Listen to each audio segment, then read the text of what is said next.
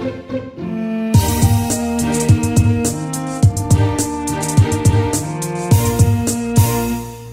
afternoon and welcome to the FilmGeeks podcast. I'm Michael DiGregorio from CharlotteGeeks.com. I'm Shayla Ellis, author of Afterlife, Inc. And we're glad to have you with us today. Today we're going to be talking about a lot of different things, but it's going to be under one banner. It's going to be Joss Whedon. Joss Whedon. He is something of a geek overlord. Yes, if you're not familiar with his work, you probably have been living under a rock for the last few years at least. Right, and you have really no business listening to this podcast or watching this podcast because although you can be a geek, I guess, and not be into Joss Whedon stuff, you cannot be a geek and not at least know who he is. He is, well, let's just start out with his most famous credit. He is the writer and director of The Avengers for Marvel, and he's right now in the process of shooting The Avengers 2. Yes. But he is, I guess his biggest cult show would be Firefly, right, which I think we have a physical representation of here with the Jane hat, which is awesome. Had to rep the Jane hat. Did you make that yourself? I did make it. Nice. Yep. So, but he's also creator of Buffy the Vampire Slayer. Yes. And Angel. And Dollhouse. And that's the only shows he's actually done. I mean, TV shows. Yeah. He's credited as an executive producer on Marvel's Agents of S.H.I.E.L.D. Right. But I don't really think of that as a Joss Whedon show. I know I should maybe, but it just doesn't. It's just not a Joss Whedon show. He's not the showrunner, so it's not his show. And he's been a writer for countless shows that you wouldn't even Roseanne, for example. Right. You're Whedon, what? But there he is. And it's funny. It's one of those interesting trivia notes that he has an Oscar. I think this is correct. Now, those out in the world can tell me if I am wrong on this, but I believe this is correct.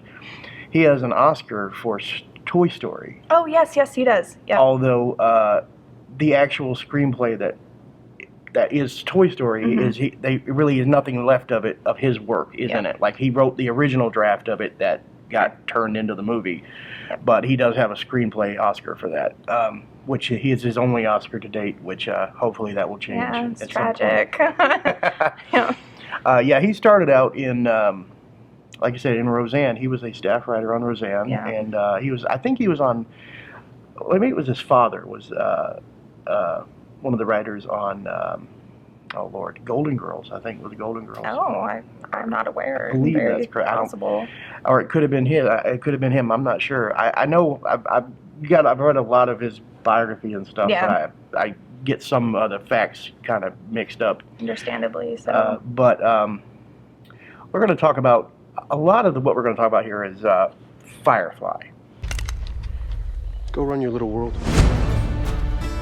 No matter how long the arm of the Alliance might get, we'll just get ourselves a little further. Small crew, they must feel the need to be free, take jobs as they come. She still has the advantage over us. Everyone always does.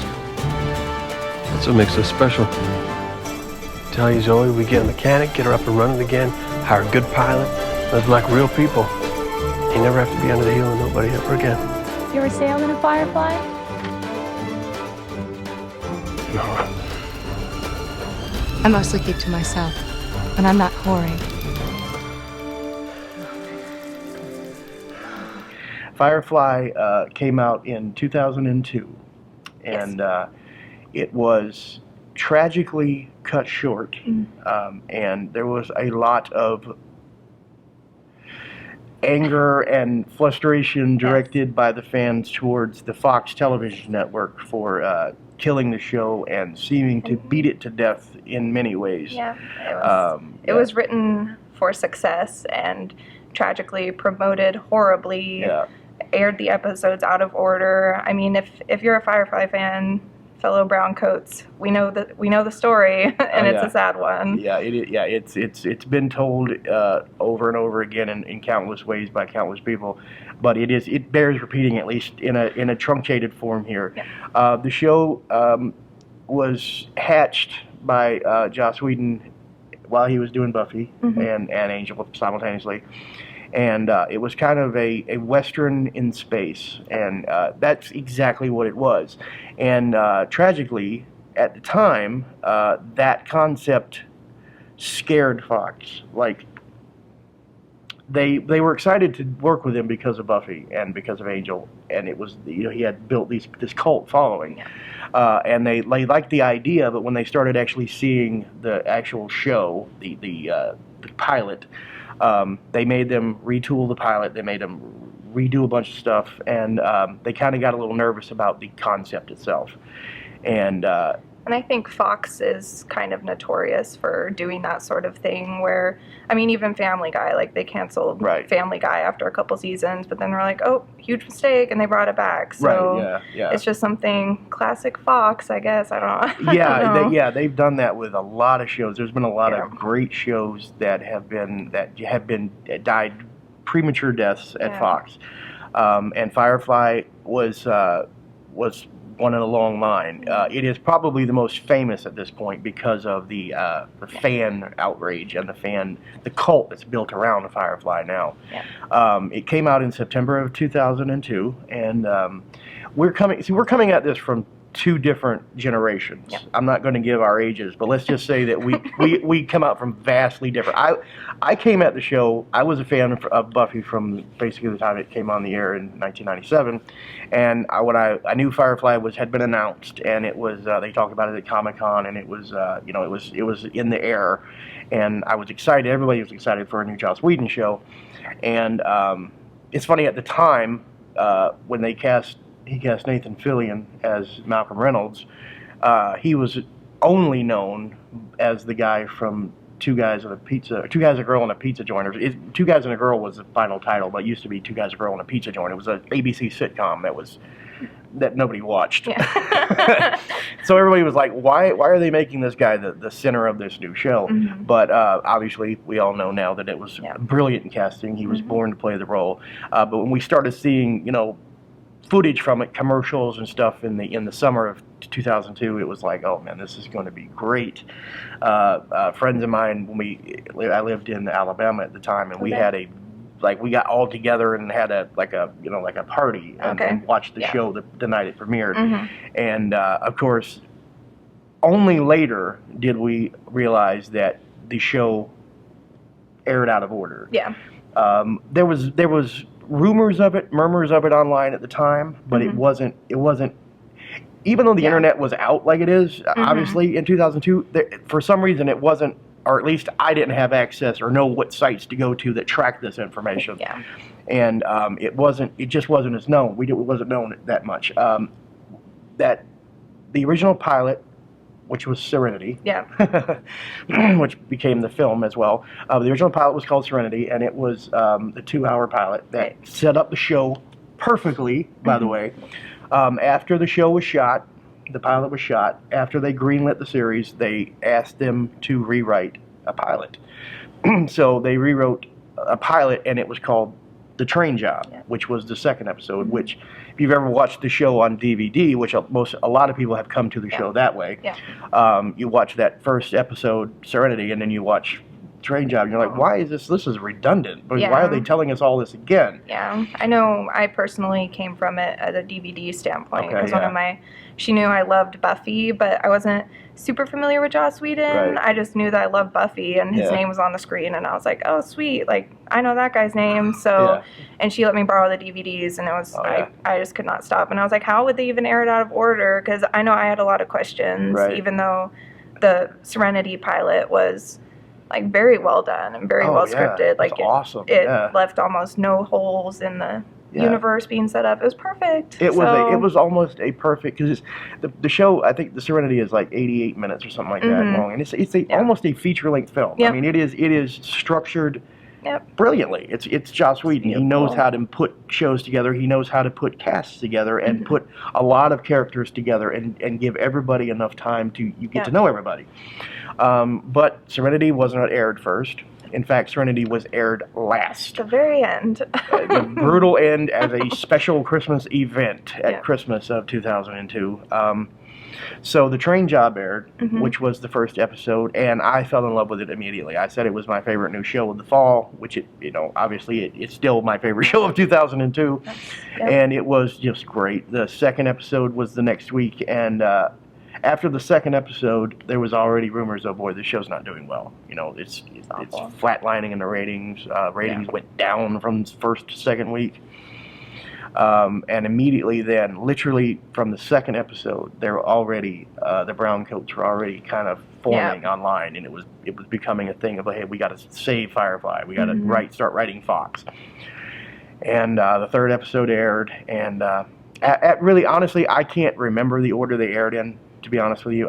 There was a time I knew the order they aired in, but none of them aired in the order that they are on the DVD, the proper order. And I think this was also in a time, and I'm not sure the dates, but a show, Roswell, as well, kept threatening to get canceled. And this was around the time where fans, the internet was becoming more accessible, and fans were able to communicate better with each other. Right. So they were able to send mass things. Like, I know for Roswell, they sent, what did they send? I don't remember off the top of my head. Yeah, I remember hearing about that. I never watched Roswell. I've heard that from everybody. This is one of those shows that for some reason has fallen off my radar. I've never actually seen the show. But I do remember there was a Save the Show campaign then, and but right from the jump, like I said, from episode 3 to after 2 and 3 on, especially every week, it became more and more imperative that people start, we start worrying about the show, and but everybody loved the show. What's amazing about Joss and how he puts shows together is that even though the shows air out of order, they were still awesome. Magnetic when you watch them. I mean, it's just, the cast was amazing. You had Nathan Fillion. Yes. Adam Baldwin. There you go. Yeah. Thank God. For some reason, when you turn a camera on and my mind goes blank. Adam Baldwin's great. And Jewel State. She was awesome. I got to meet her once, and it was the highlight. But then it was embarrassing, so we don't have to talk about it. But she was cool. Yeah. What River? Who the girl who played River? Summer Glau. Summer Glau. Yeah. That's it. And she had been in an episode of Angel. She had been like a ballerina. Nathan Fillion was also in Buffy, or no, he was in Angel. Which one? Oh no, he was in Buffy. Okay. Now it's funny because after, jumping ahead a little bit, after Firefly was canceled, because Joss is so loyal to his cast, he actually brought in Nathan to the final season of Buffy, and he was Caleb, which was the big bad, sort of, at the end of the final season of Buffy the Vampire Slayer. Yeah. And she was Zoe on the show. For some reason in my head, Zoe on that show, I always want to call her Zoe Saldana, but Zoe Saldana is a different actress altogether. But Gina, it was Gina. Yeah, Gina Torres. Gina Torres, yeah. I know I do not sound like a Firefly fan here for some reason, but I honestly, this show has been in my life since the day it aired. And you think of them as their characters. Exactly. I do. It's funny. I do think of them. I know their character names, and I sometimes lose track of the actor. But she was on Angel as one of the big bads in the second to final season of Angel, and so he used all of his cast. So, but Jewel State had not Jewel. Summer Glau had been on Angel before Firefly, but all the cast, the main cast on the show was just brilliant. Ron Glass from that everybody knew from Barney Miller, which is way before your time, I know. But he was he was Barney. He was on Barney Miller, and I mean the show from the very beginning, from the first episode. Like I said, I know I sound like a broken record here, but it was like, oh, I cannot wait to see where this show goes, where this character goes. Absolutely. And it's been always a tradition. Like Buffy, the first season was good, but it really hit its stride in year 2. Yeah. Angel, same story. It was great the first season, and then second season it became the show Angel. Like what it's supposed to be. Right, exactly. They become what they become their full selves in the second season. Well, and even with Whedon's later work with Dollhouse, like, I mean, the first season, it was good. Second season, great. Right. And it was the second or the third season that they canceled it at the end of the second season. And you could see where it might have gone, and it was tragic. Another tragic loss, because that show would have been amazing if it had gotten a third season. I'm fairly certain. Oh, absolutely. Yeah. And so with Firefly getting cut off prematurely like that, and it was already so good and such a complete universe that it was like there's just been this fan. It's funny because to my knowledge there hasn't been any fan fiction. Like there hasn't been any. If there has been, I don't really know about it. It hasn't been. Quite a bit. I love fan fiction. I don't. Okay, all right. There's not any mainstream fan fiction. Let's put it that way. That's like it's taking the world off in further adventures. Absolutely. But because the show was so born almost whole in the first season, there was this massive outcry of like, oh God, where could this show have gone in the second season? I mean, or the third season, or imagine a fourth season, how the Reaver story would have paid off. You would have learned more about Book's backstory. Or all the River stuff and Simon stuff would have got resolved, and it was just so much story there. And knowing Joss Whedon plans these things out, 2 or 3 years in advance, to just know what we were not ever going to see was tragic. But then the show found a second life on DVD. It was released, and I was one of those people that bought it the day it came out. I literally went to Walmart at 12:01 a.m. and bought Firefly, the complete set, on DVD the night it came out. And I went home and watched it in the order it was supposed to be aired, plus the additional episodes like Trash. Objects in Space. No, Objects in Space was actually the last episode aired. Yeah. They aired the 2-hour movie. There was like Trash, there was Heart of Gold, and I think there was one more. Anyway, I watched them all and it was just like, oh God, this was amazing. Yeah. This was just incredible. And you're sad all over again. And then we started hearing word that there could possibly be a feature film continuation. Something that rarely happens for shows that last more than one season. Right, exactly. So the fact that a canceled show could possibly get a movie deal is very... It seemed pie in the sky, like it was never going to happen. Yep. But we're going to talk more about Serenity, the film, right after this.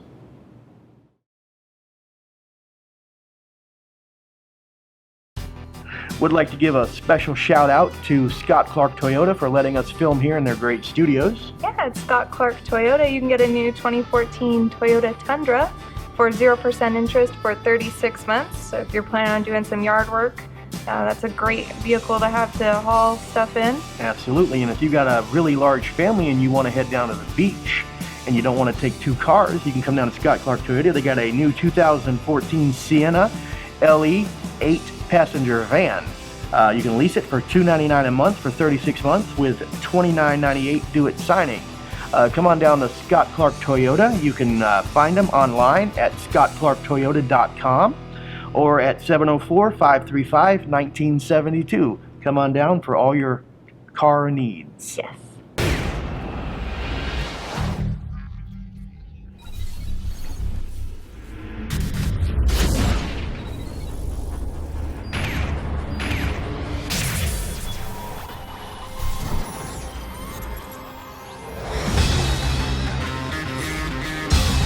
I'm taking your sister under my protection here.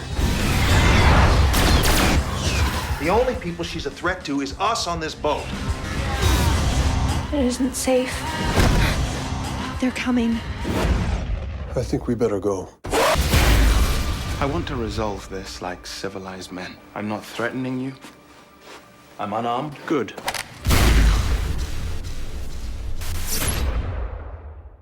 That movie came out in 2005, and it did come out in 2005, right? I do not know for sure. Mr. Director?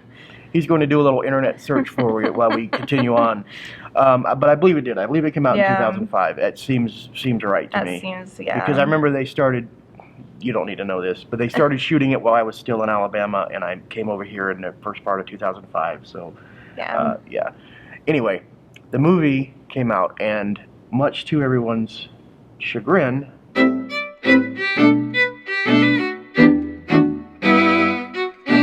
was not the monster $200 million smash success that we had all hoped it would be. Yes. And we're all convinced it would be. But it was decent. It came out and it did fine.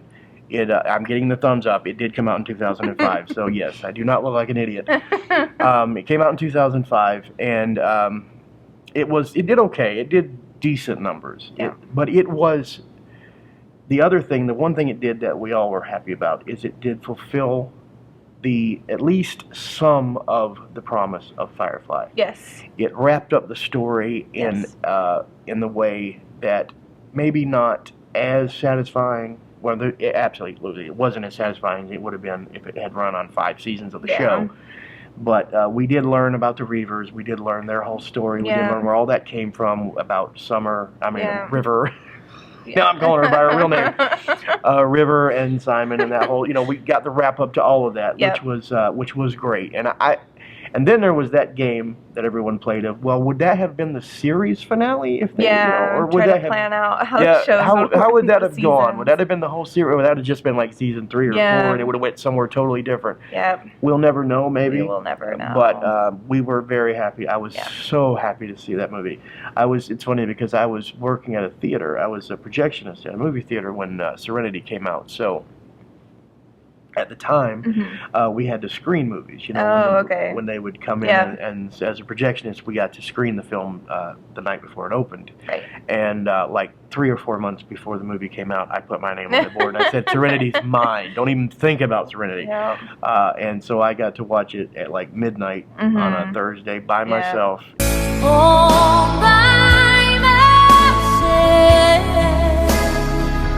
In the theater, and it was absolute awesome. It was heaven. I was so happy that I was just giggling out like a child out there because it was just to see everything. And a lot of movies, the movies that have been made out of films, sometimes they lose something, they lose some of the spark of the characters, but they didn't. To me, it felt... Yeah, I remember my same friend Cindy who gave me the DVDs. The movie was already out on DVD when I had watched it. I think I watched it. It was 2006. Okay. So it was like it had just come out on DVD. So I was like, I remember seeing the previews for it, but I never knew what it was. Right. Yeah. I just knew that she was obsessed with it, and then she was like, "You're gonna love it," and I was like, "Okay." We had a watch party together because she knew. Like, spoiler alert, I guess, even though it's 10 years later, more than 10 years later, but she knew that Wash was my favorite character, and she was like, "I just need to watch it with you," and I was like, "Oh, okay," and then we watched it, and it was just like, we're still so attached. We're not saying anything. We're not saying anything happens to Wash. Of course not. No, but it's like, you just develop such a connection to these characters, and a movie that wraps everything up with, at that point, you're pretty sure it's not, like... Right, yeah. What else are they going to do? Thankfully, with a lot of Whedon universes, like, comic books are very relevant. Yeah. And like, at the end of Serenity, too, because Whedon has always had a propensity for killing characters. Yes. No, it's true fact. In Buffy the Vampire Slayer, when he killed off... oh Lord, Tara. Yes. Spoiler alert. Spoiler alert for everyone. Depressing. He killed off Tara at the middle of the 6th season, and it was like, wow. And by the time Serenity came out, the series was over, obviously, and a bunch of characters died at the end of Angel and at the end of Buffy, and so.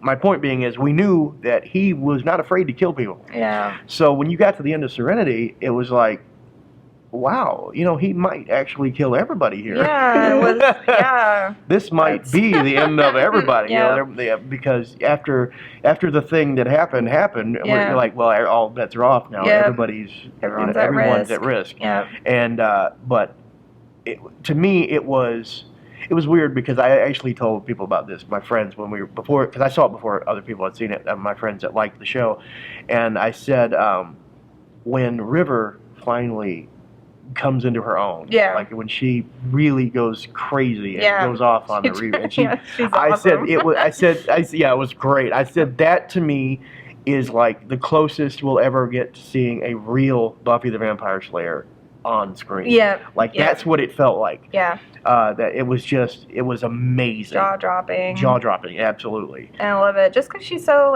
tiny, and everyone's just like, oh, it's little, she's there. Like, I guess she's kind of crazy, but then she just turns into epic, just monster of amazingness. A vessel of vengeance. And she, it started. We saw a little piece of that at the beginning, or toward the beginning of the movie, in the bar scene where they did the trigger word on her and she took out that whole bar, and it was like, oh man, this is amazing. And it would have been, again, not to beat a dead horse even more, but it would have been nice to see that play out and develop on the show, but. There's only so much you can do. Right. Thankful for the movie. Absolutely. We were very thankful for the film. And as someone who watched Buffy the Vampire Slayer through its entire run, and Angel through its entire run, and Firefly through its entire run, it was with glee, with absolute glee, because Joss Whedon was one of those guys that in the mainstream, people didn't really know. They knew the shows, they knew of the characters, because Buffy became a buzzword almost. Absolutely. And Whedon had done such amazing, strong characters. Strong female characters. Absolutely. I'm sorry. And he said the whole impetus behind Buffy the Vampire Slayer was just, there's always the little blonde who gets taken out by the vampire in the alleyway. He said, I wanted this girl to be. Them all of a sudden the vampires to be terrified of this little blonde girl who you would think would normally die in all these movies, and she became just an amazing female empowerment character for girls, and it was great. It was great to watch. There hadn't been anything like that. He just does so many things directors often don't do with female characters. I mean, Jewel Staite, for example. She had to put on weight to be Kaylee. She had to gain 30 pounds or something. You're like, that never happens. What are you doing? And I saw her at a Comic-Con I went to, Emerald City Comic-Con, and she was so frail, and I was like, oh my word. And she's like, this is how I always look. I was like, I had to put on weight, and I was like, oh, okay. Wow. But she's like, it's very different. And I mean, even you can tell when she's on Stargate Atlantis, different body types call for different roles, but typically it's the opposite. So he just, the way that he writes for female characters and male characters, the way he writes characters are just very true and very real to how people behave in normal life. And it's great that you can throw in some vampires or monsters or whatever, and that people still behave like they would in everyday situations. Right. Well, I mean, awesome. He said with Buffy the Vampire Slayer and that whole series that it was almost like vampires became almost like it almost became an analogy for something else. It wasn't really about vampires. That was all the whole story was about the process of growing up, a teenager growing up and becoming Buffy becoming an independent young woman, and it was almost like the vampires in the story were just stand-ins for the normal problems that anybody would face. And he has a specific way with dialogue that is just phenomenal. It's amazing. Just a little quirky, just Spitfire things that happen. I mean, it's almost made in a layered sense, because I know I've watched the whole series of Buffy except for the last episode. I've never watched the last episode, but the whole series of Buffy I've probably seen 6-7 times, if not more, and I still pick up on things that I miss, especially between Oz and Willow. I'm always just oh, they're so cute, but I'm just, it's so magical. He just is amazing. Well, I believe it was Marty Noxon who said this. She said that they had different writers that would be writing on the show, and that they would turn in their scripts, and all of the scripts would then go through Joss's. He would do a rewrite on everything, and they would become Whedon-esque. He would put all of the turns of phrase that people that jump out as, oh, that's a Whedon line. And it was funny because in this past fall when Agents of S.H.I.E.L.D. premiered, he wrote the first episode of Agents of S.H.I.E.L.D. Oh, I didn't and know. directed it. Okay. Well, I think he co-wrote the first episode and directed it. I know he directed it. But there was certain lines in the show that just... I can't tell you what they are now. But when I hear them, I know them. Yeah. And when you hear them, you're like, that's a Joss Whedon line. Yeah. That is a Joss Whedon line. Yeah. That's a Joss Whedon line. Even in the Avengers, you could tell. You were like, oh, that one. And I think also he rubs off on the writers, because I know Tim Minear and Jane Espenson, who were writers for Buffy and it Firefly. It may have been Jane Espenson that said that, actually. Yeah, because she writes for Once Upon a Time, and on the episodes where I see her name come up, I'm like, oh, Miss Espenson, I love her, blah, blah, blah. Yeah. She's also written on Game of Thrones, too, Jane Espenson. I did not know that. Oh, that is amazing. Sure did. Oh, great. Yeah. But, like, you can just tell it's, like, whenever I see her name, I look for those lines, because I know she's worked with Joss Whedon so much. I think part of his, like, quick wit, and, I mean, I'm sure she has her own very amazing wit, 'cause she's amazing. Yeah, but, absolutely, yeah. You can just tell, and it's amazing. I love it. Yeah, she wrote the script. I think it was Jane Espenson. It was either Jane Espenson or Marty Noxon that wrote the screenplay for the remake of Fright Night that came out a couple of years ago with David Tennant, Doctor Who, as in the Roddy McDowall role. And that movie, although it wasn't that great, maybe, especially compared to the original, I grew up with the original movie, the dialogue in it was really good. It was really sharp. It had that flair to it that you could just say that's somebody that has worked with Joss Whedon. You know, he has a standard that he has that everybody around him to work with him, they had to meet that standard, and they got used to working in that level, and it just you know. So so after all of these shows, and seeing him, Dollhouse kind of never get off the ground the way it should have, maybe. But it was... Yeah. No, like, go ahead. I have a theory that... Because when the first episode of Dollhouse aired, it seemed kind of like a flavor of the week show. Like, it was just going to be kind of, oh, here's a new person buying her for the week or whatever. Right, yeah. But then, like, just even in the second and third episode, you could see the overarching storyline. Yeah, it was already moving away from that. Exactly. Yeah. And I think that's what turned people off of it. Because I know people who are huge Whedon fans, and they were like, I don't know about this show. It doesn't feel like him. And I was like, just keep watching. For some people, and even me on that first episode, it kind of a little bit felt like a betrayal. A little bit of his normal style, because he was turning her into an object. Yeah, exactly. But I mean, they turned it around real quick. Oh yeah, absolutely. But a lot of people unfortunately jump off on that after that first episode and never go back. Yeah.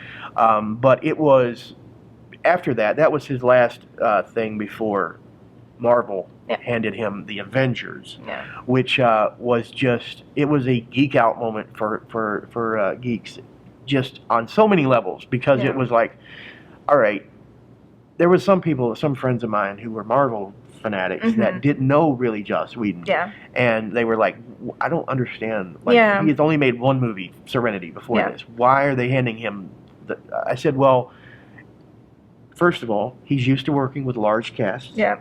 He does ensembles amazing. Yes. Firefly had an amazing ensemble. Yeah. Buffy had an amazing ensemble. Angel had an amazing ensemble. Yep. And even Dollhouse to an extent, even though it never really pulled that part of it together, but it still had one.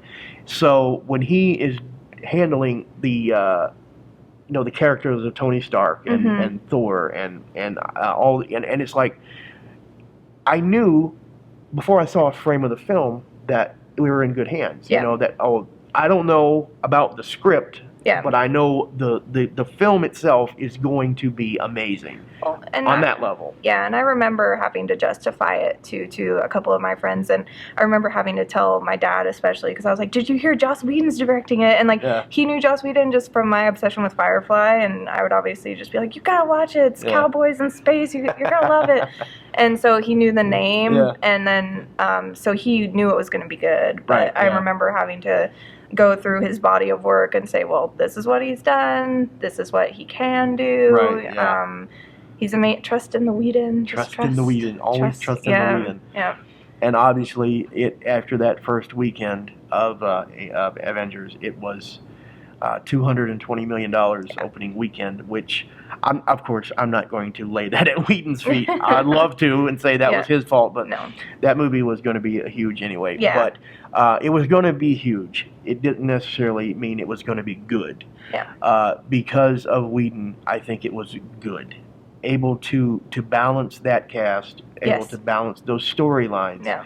And even have this massive level of action happening, but keep it on a character-based level. That's what Whedon has always done amazingly well. Which is keep it character-based. All of the humor comes out of the characters. All of the story, all of the drama comes out of the characters. Yes. And it was just phenomenal. And they handed him the keys to the kingdom after that. And basically, I know that on Thor: The Dark World and Captain America: The Winter Soldier, he's not a credited writer, but they all went through his desk, like the scripts of those movies, because he's shaping the universe up to Avengers 2, which I know is his last contracted thing with them. So. I don't know he's going to go out after that or not, but hopefully not. But that is, but for these last couple of years, that world has been in great hands. Yes. And unfortunately, we have been denied because of that some of Whedon's own personal work. Yes. And something like Cabin in the Woods, which was the last film that he wrote that's not associated with Marvel. Yeah. Which was an amazing deconstruction of horror. And if you have not seen that movie, I'm not going to go into it. We're running out of time here, but that movie is phenomenal. Yeah. It's very good. It's a joke. I've said phenomenal like 46 times in the first episode, and so I haven't said it yet today. So Cabin in the Woods is phenomenal. Yeah. But if you have not familiarized yourself with Joss Whedon's catalog outside of the Avengers, do so. Start with Firefly. That is an amazing show, and it's only 12 episodes or 14 episodes. Buffy the Vampire Slayer, after the first season, which is a little choppy, it's maybe. So great. It's still great, but it's not anywhere near what it's going to be when you get to that season 2. And even Dr. Horrible, that's 45 minutes at a time. Yeah. Dr. Horrible sing-along blog. That is an amazing story as well. That is great. The songs are great. Beautiful. And if you liked Buffy and the musical episode of Buffy, then you know Dr. Horrible is going to be great. And they keep threatening to do a sequel to that. Yeah, I think it's confirmed now, but I mean, it's not like he's doing anything. Yeah, he's not doing anything important right now. Whatever. But May 1st of 2015, Avengers: Age of Ultron opens, and we've started seeing a little bit of set footage here and there. And I saw a thing even last night, actually. They were shooting in, they had Tony Stark and Captain America and Thor were all standing around, and it was just a scene of them. You couldn't see what they were saying. They were just way off in the distance. And you're like, oh man, I can't wait to see what that's going to fit into the movie. Yeah. But anyway, if you haven't started with his catalog yet, do so. We highly recommend it, and you will see after watching Firefly what that hat means and where that hat comes from and why. It is a sharp hat. Yeah, very cunning indeed. But that about does it for this time on Film Geeks. But thanks for being with us. Thanks for Shayla. She's a writer on the site now. Yeah, absolutely. And it's great having her with us. And next week, hopefully, our co-host David Mackey will be back with me. He will return. He's been delayed and waylaid by outside forces. And I'm not going to say what the director's wanting me to say right now. But anyway, thanks for being with us. You can find us online and, find us on Facebook, find us on Twitter at FilmGeeks384. That's our Twitter handle.